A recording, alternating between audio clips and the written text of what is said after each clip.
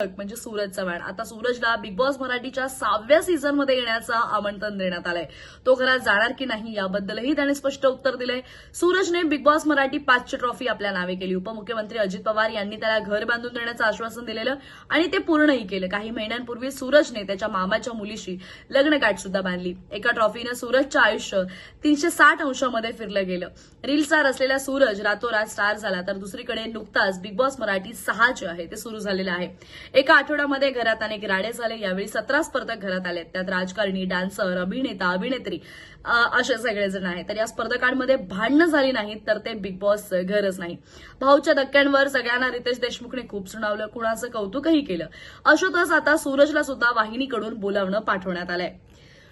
यावर नुकत्याच एका चॅनलला दिलेल्या मुलाखतीत सूरज चव्हाणने बिग बॉस 6च्या घरात जाण्यासाठी आमंत्रण आल्याचं सांगितलं. या मुलाखतकार सूरजला विचारतो, बिग बॉस मधून एक ऑफर आली आहे की येऊन जा, तुम्ही दोघे जोडीने तर जाणार का? तर यावर उत्तर देताना सूरज चव्हाण म्हणतो, त्याविषयी काय, जायचंच ना, त्यांनी बोलवलंय म्हणजे जायला लागतंय, असं गेस्ट म्हणून जायचं.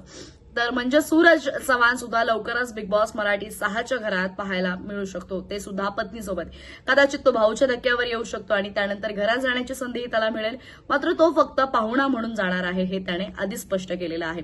तर बिग बॉसच्या घरामध्ये बिग बॉस 5ची ट्रॉफी आपल्या नावावर केलेला आणि रातोरात स्टार झालेला सूरज चव्हाण आणि त्याची पत्नी हे दोघंही येणार का, किंवा हे दोघं आल्यानंतर बिग बॉसच्या घरात काय नवीन राडा होणार हे आपल्याला पाहणं फार इंटरेस्टिंग ठरणार आहे. पण त्यासाठी स्टे ट्यून अँड कनेक्टेड.